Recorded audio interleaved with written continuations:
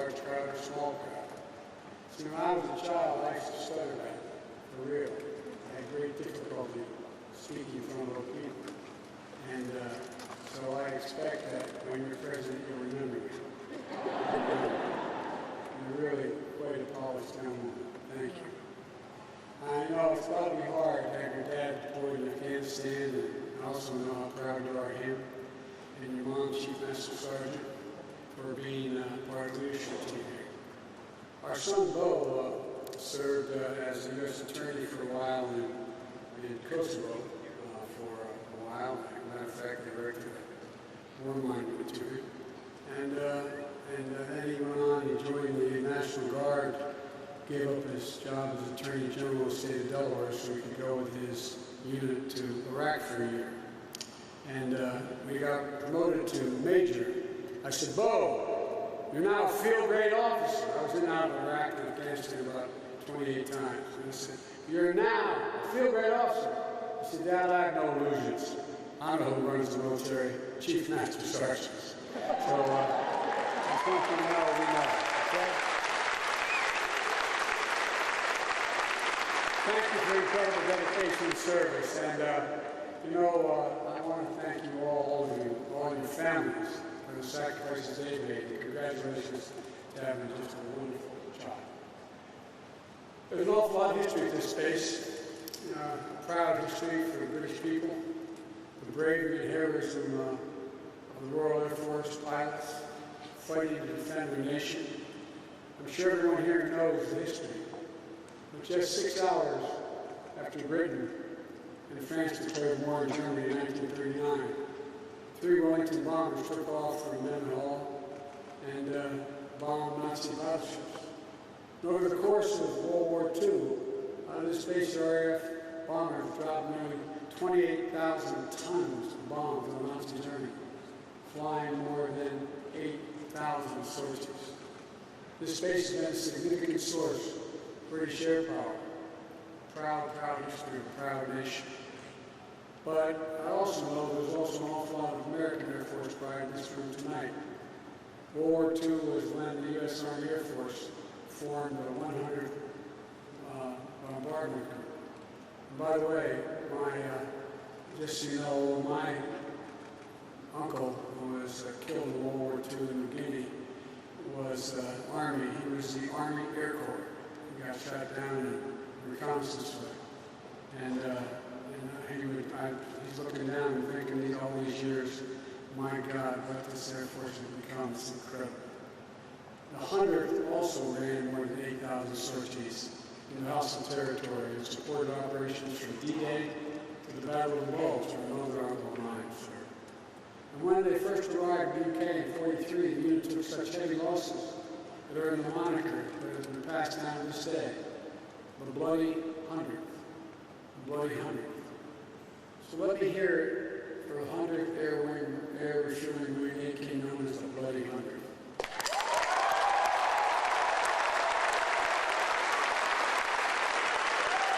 And what about 352nd Special Operations Wing? There's Team Reconnaissance, members of the Air Mobility Command. Do we have any folks here from the 48th Fighter Wing over our Air Force?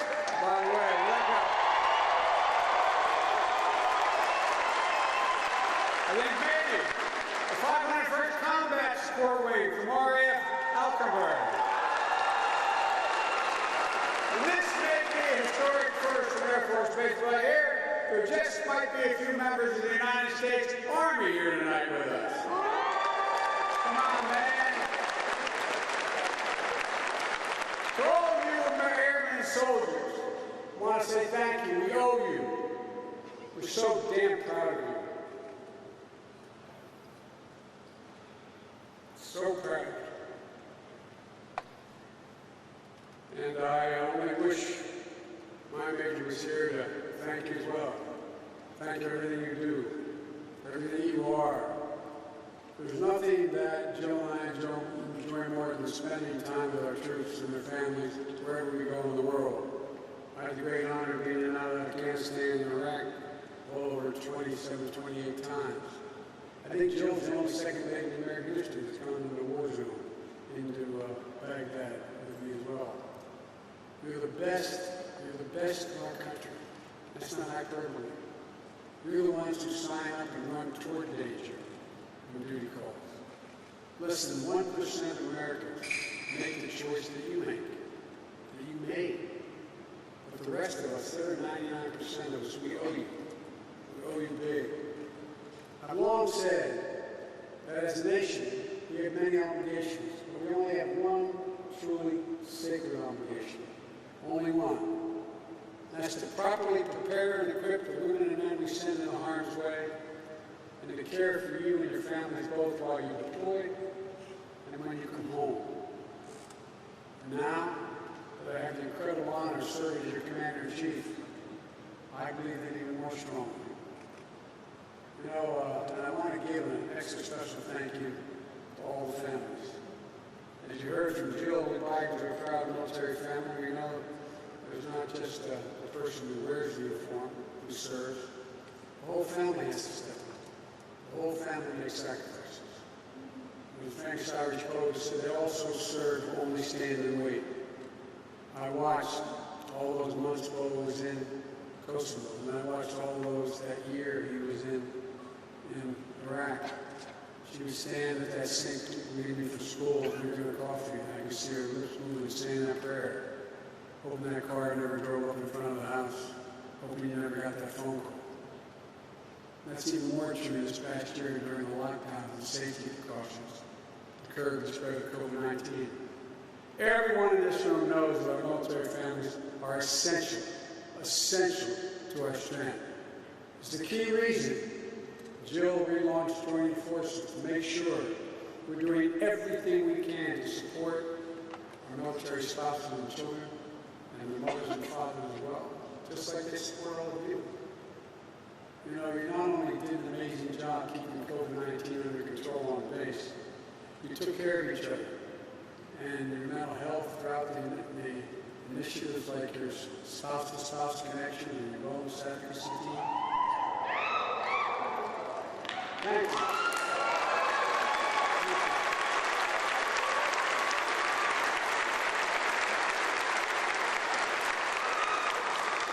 As you all know, it's a team sport. And my mother killed me if you were here. She said, Joey, you shouldn't fight. I should have turned around and apologized for my back to you. I apologize. And I figured out how to turn it 360. Folks, thousands of hours spent volunteering to make sure everyone got through this. It was so important. I know that these last 15 months added a lot of new pressure. But all of you rose to the task together as one team, Team Mildenhall. And you never let up on your mission. And I'm so proud to be here with all of you to kick off my first overseas trip as president. I've been in and out of here many, many times. I've visited well over 100 countries as president or chairman of the Foreign Relations Committee, or as vice president or chairman of the Foreign Relations Committee. This is my first overseas trip as president of the United States. I'm heading to the G7, then to the NATO ministerial, and then to meet with Mr. Putin to let him know what I want him to know.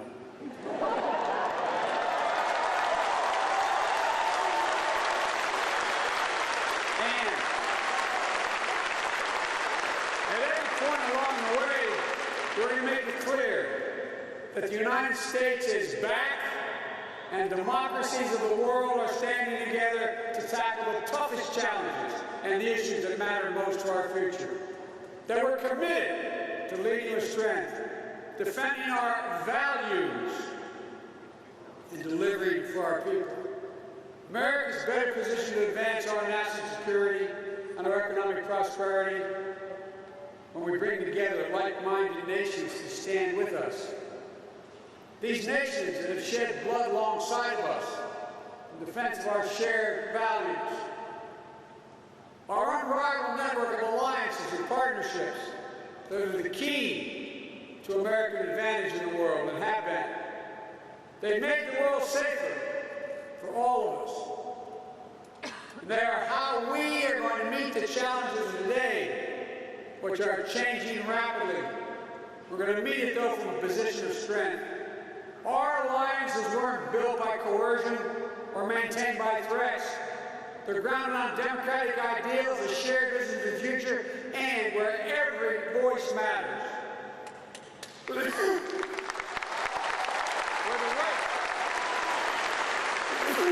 rights of all people are protected. For the same reason, so many of you signed up to serve, proudly defend and honor the democratic values that are the wellspring of our national strength. If our British friends will excuse me quoting the Declaration of Independence, America is unique in all the world, and that we are not formed based on geography or ethnicity or religion, but on an idea. An idea. The only nation in the world founded on the notion of idea. We hold these truths to be self-evident, that all men and women are created equal, endowed by their Creator with certain inalienable rights, including life, liberty, and the pursuit of happiness. We mean it. No nation can defeat us as long as we stick to our values. It's our American creed. It's what makes us who we are, and it's what draws friends and partners to our side. And for hundreds of years, American patriots have fought and sometimes died defending those values. Folks, look, I'm often quoted by the press as saying, America leads not by the example of its power, but by the power of our example. All of you, our service members stationed around the world, you are the solid steel spine of America, around which alliances are built and strengthened year after year. These partnerships have hardened and have been hardened in the fire of war, and generations of Americans and service members fought them, like the original Bloody Hundred, and those RFA pilots, and the shared mission of World War II, flying, fighting, winning. It's done together. These bonds of history and shared sacrifice run deep and are strong, based on values, and they endure. The connection and camaraderie between our troops, this community of American citizens stationed in the UK, U.S. visiting forces and families, 20,000 strong, are not only warriors, you're diplomats, and you're bridge builders. You are the essential part of what makes up this special relationship between Great Britain and the United States. Over the next few days, as I said, I'll be participating in meetings with many of our closest partners, the G7 in Cornwall.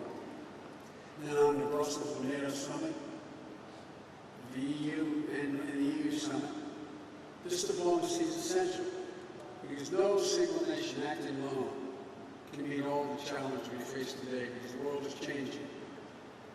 Quote another Irish poet, he said, the world's changed utterly. Terrible beauty has been born. We're in a different place than we were 10 years ago. Better positioned in a different place. We have to build the shared future we seek. Future nations are free from coercion or dominance by more powerful states.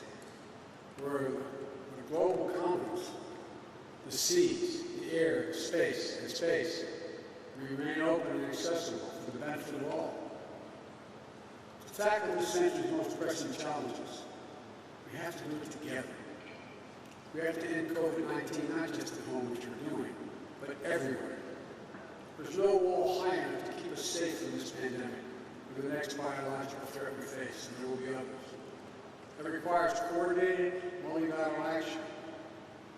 We must all commit to an ambitious climate action if we're going to prevent the worst impacts of climate change, limiting global warming to no more than 1.5 degrees Celsius. Lead the global transition to clean energy technology. You know, when I went over in the tank in the Pentagon, when I first was elected Vice President, President Obama, the military sat us down, let us know what the greatest threats facing America are, the greatest physical threats. This is not a joke. You know what the Joint Chiefs told us the greatest threat facing America was? Global warming. Because there'll be significant population movements, fights over land, millions of people leaving places because they're literally sinking below the sea in Indonesia because of the fights over what is arable land anymore. With the G7, we plan to launch an ambitious effort to support resilience and development around the world by investing in high quality, high standard, physical, digital, and health infrastructure. We have to make sure that new technologies and norms of conduct in cyberspace are established, including addressing the growing threat of ransomware attacks. They're governed by our democratic values, not by the autocrats who are letting it happen. These are all critical national security issues in 2021. We're going to be driving this agenda together with our G7 partners. In Brussels, I'll make it clear that the United States' commitment to our NATO alliance in Article 5 is rock solid. It's a sacred obligation we have under Article 5. The U.S. and the U.K. are both founding members of NATO, the strongest military and political alliance in the history of the world, and that's not hyperbole. Our troops have stood shoulder to shoulder around the world, including serving bravely in the mountains of Afghanistan for the past 20 years. Our NATO allies have had our backs when they matter, just like we've had theirs when it's mattered. And now we need to modernize our alliance, investing in our critical infrastructure, our cyber capabilities, and to keep us secure against every threat we faced over the last decade and the new challenges we're about to face as well. For the European Union leaders, I'll discuss how the United States can work with Europe to address the full range of issues required the full strength of our transatlantic partnership, including working together to shape the new rules for the 21st century economies.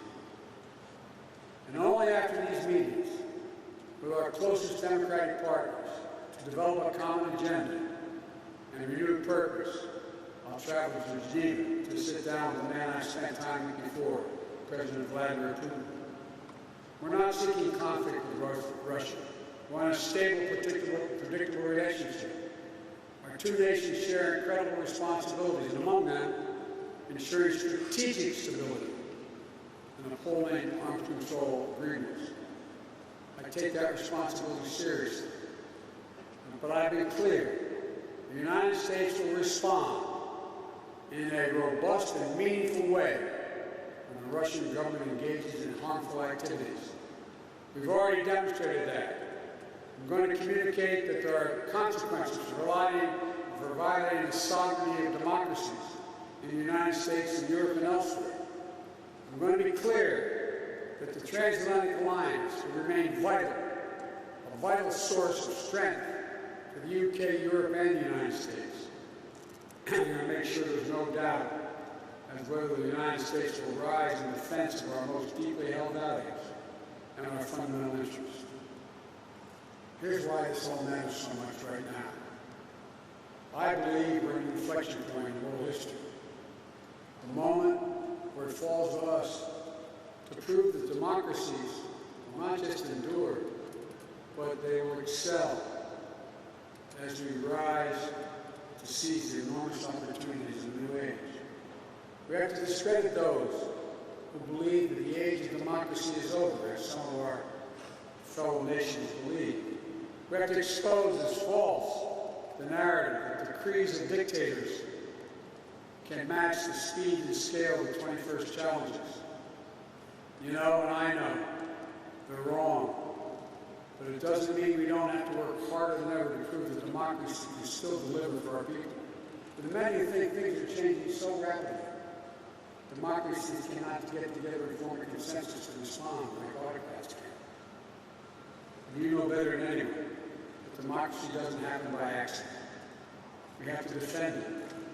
We have to strengthen it, renew it. And I know that the American people are up to this job. I know because I look around this hangar. What I see is I see America. I see America, people with different backgrounds, coming together in a shared mission. Our democracy has never been perfect. Never been perfect.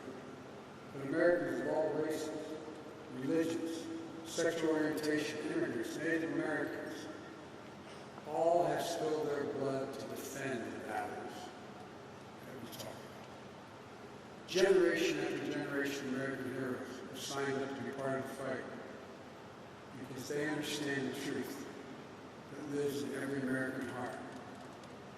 That liberation, opportunity, justice is far more likely to come to pass in democracy than in the emerging autocracies of the world.